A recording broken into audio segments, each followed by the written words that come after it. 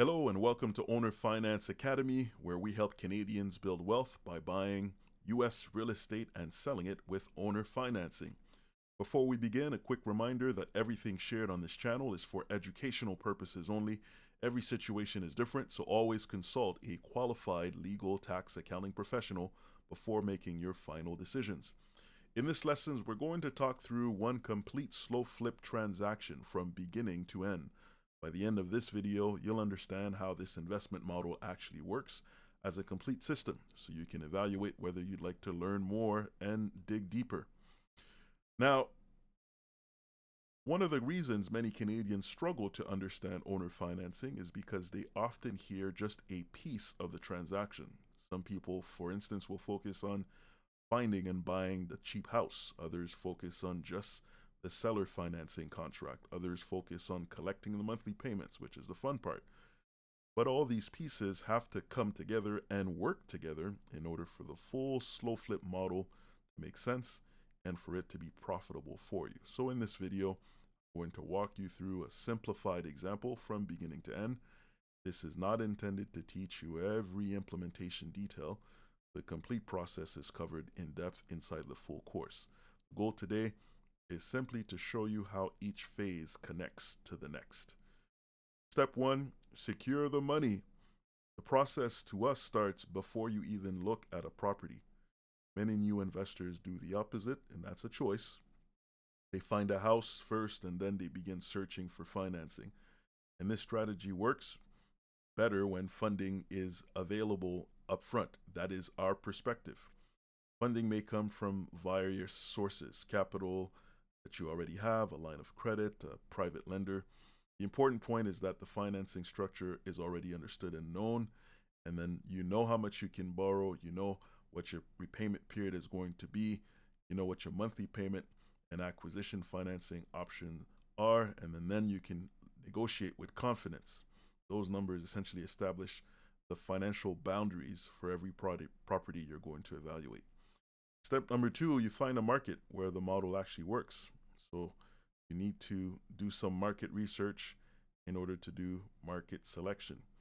Again, it's not just about buying the cheapest houses you can find. You have to find markets where the three things work together. First, house can be purchased at a price that makes financial sense. Second, local rents support the monthly payment you eventually intend to charge your occupant. And third, the legal process surrounding seller financing is favorable. In other words, you have a default situation, you can work through that situation and come out ahead. Not every market meets those conditions, so choosing the right market is one of the foundations of the strategy. Step number 3, you want to define what a good deal looks like. Once you've chosen a market, you begin studying properties. You develop a financial profile for the type of house you're willing to buy. So that includes understanding the recent sales in the area, the local rents, taxes, insurance costs, and the maximum purchase price your numbers will support. You also define your physical criteria. Here the goal is consistency. When you review listings later, you shouldn't have to reinvent your decision-making process every time. A property either fits your criteria or it doesn't. And in order to make that determination, you must know what those criteria are before you even start looking on market. Then, step 4, you build your local team. Because you're investing remotely from Canada, you need a reliable team of people. That team will include a realtor. You will also need a title company. You'll need an insurance agent. You also need someone who can visit the properties for you. Often we call those boots on the ground. And you also legal and accounting professionals will be required who understand cross-border investing. You're not trying to build a large organization here. You're really building a dependable operating team that allows you to execute consistently without living in the United States. And this is done all the time. You can do it too with the right team. Okay, step 5. Now you find the property. Begin reviewing properties. Some come from the MLS. In the US, there are many MLS systems. Some come from wholesalers who find a house for cheap and sell it to you with a markup. Some come from investor relationships that you'll develop. And some come from online marketplaces that are not MLS, but peer-to-peer, where people post their deals. Most properties will likely not qualify for what you're looking to do, and that is expected. The objective here isn't to buy frequently, it's to buy selectively and buy right. When a property satisfies both your financial and your physical requirements, then you can move it on to the next stage. Step 6, you negotiate the purchase. Now, before negotiations begin, you already know the maximum price that you're willing to pay.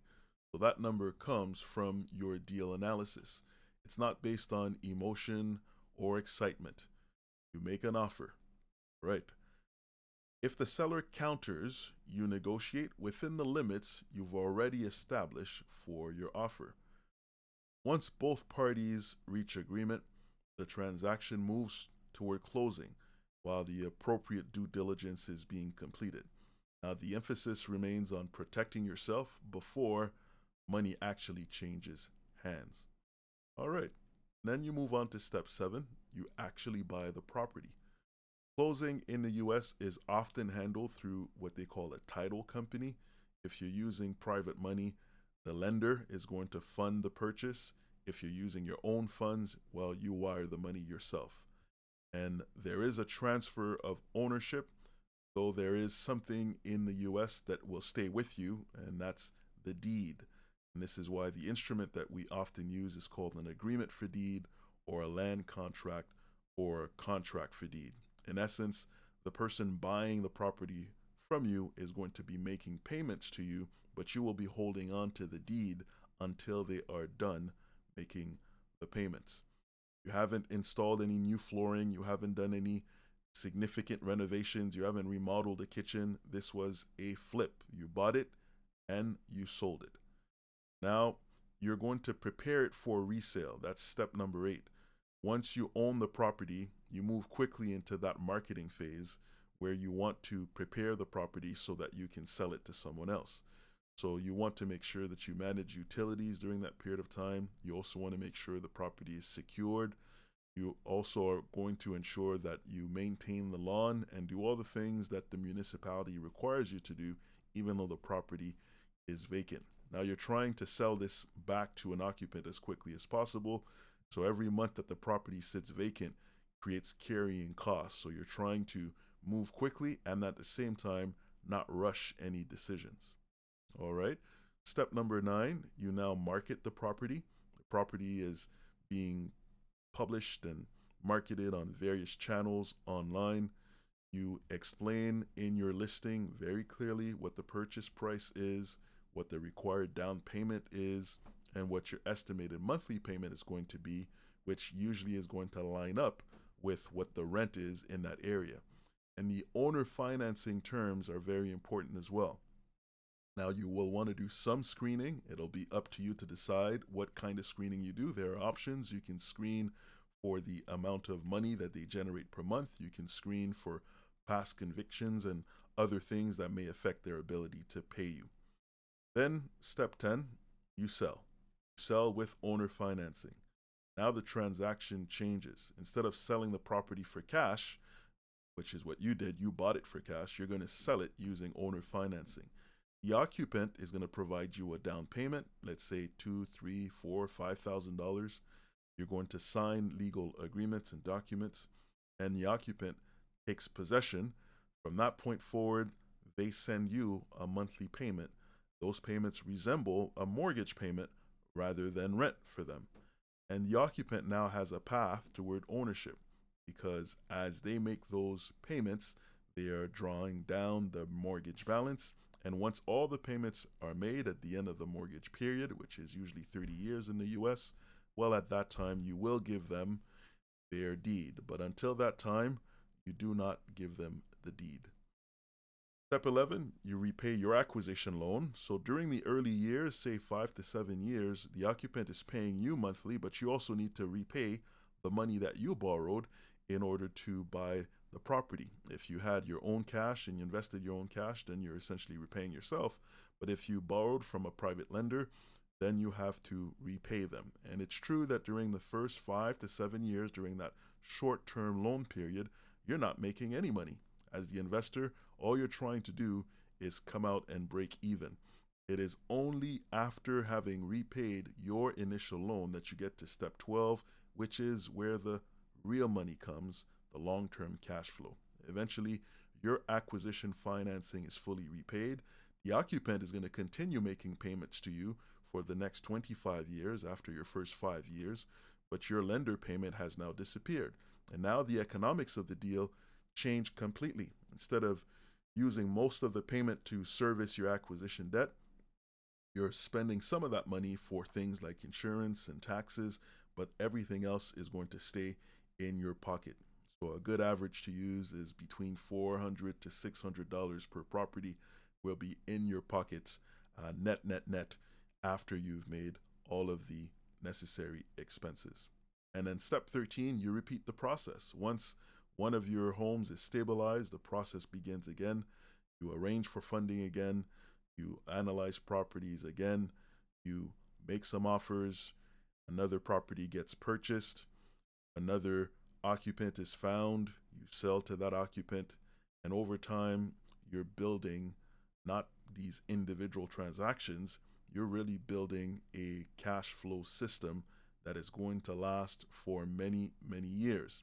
And of course, it is true that during this period of time, it's possible that some of your occupants default, and we talk about that in future videos and future areas of the course. But there's still some silver lining even when that happens, because then the clock restarts as well. So you get another down payment, another occupant, and another 30 years. All right, let's summarize what we've covered. The slow flip model is not simply buying inexpensive houses. It's a complete operating system. You secure funding before shopping. You choose markets, and you do so very carefully. You buy at below market value. You sell without doing any renovations, using owner financing. The early years focus on repaying your own debt, so the money that you borrowed in order to buy the property. And the later years, from say year 6 on to year 30, is where the long-term income really comes in. That's where you produce your cash flow. When you view this as a complete life cycle, each step supports the next. Looking at only one phase in isolation often can lead you to making the wrong decisions. So if you like to learn the complete owner finance academy system for Canadians investing remotely in US real estate, you'll find a link to the full course in the description. Inside the course, each stage we've covered today is broken into detailed lessons, including market selection tools, funding analysis, due diligence, negotiations, legal documents, calculators, checklists, and the list goes on.